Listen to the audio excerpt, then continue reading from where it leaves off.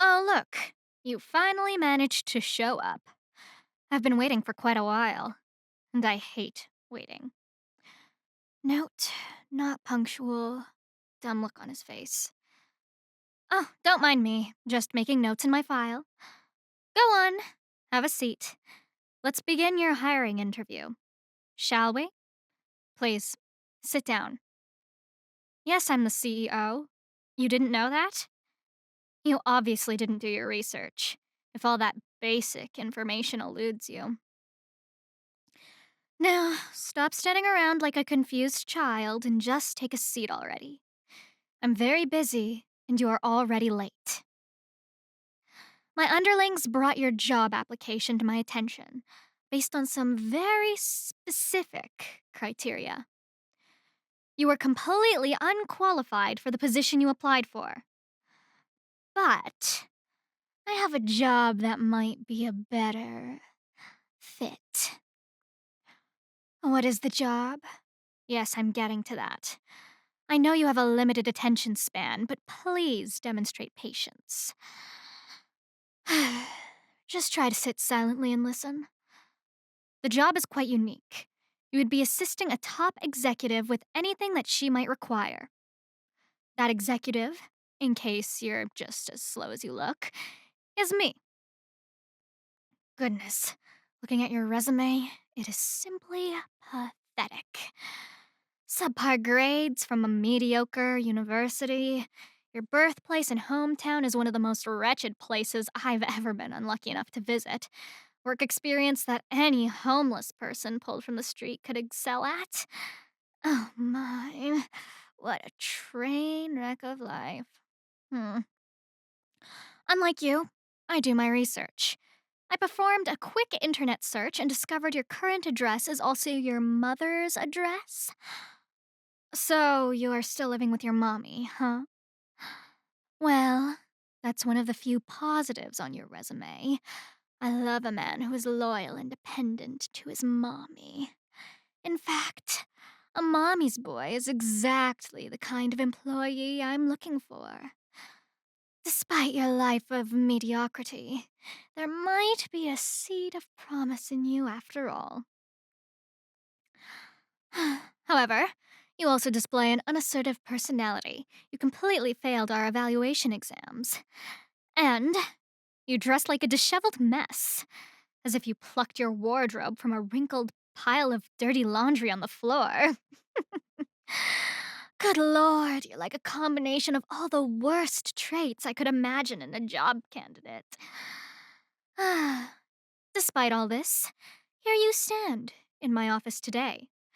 How is that possible, you must be asking yourself. Don't answer. I'm not interested in your thoughts. Surely you must have had some inkling that you were woefully unqualified for anything more complicated than walking or breathing. So, what's the deal? Do you get off on being humiliated? Is that your thing? Some perverse kink? Getting rejected by a powerful, superior woman? Is that some kind of secret fantasy of yours? Hmm? Well, that's honestly the only possibility that I can even imagine.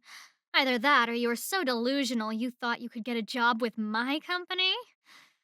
Goodness, if that's the case, then I guess I have to give you some pity points just for making me laugh. Because that is one of the funniest things I have ever heard in my life. You know what? You remind me of someone. Or, not someone. Rather, something. A dog. You see, I volunteered at an animal shelter growing up. I started to develop quite the soft spot for all those sad little creatures. There's something about lonely, abandoned dogs that really just tugs at my heartstrings. They can't do anything at all, and they don't even realize how powerless they are. Yet, they maintain this peculiar sense of optimism and slavish devotion.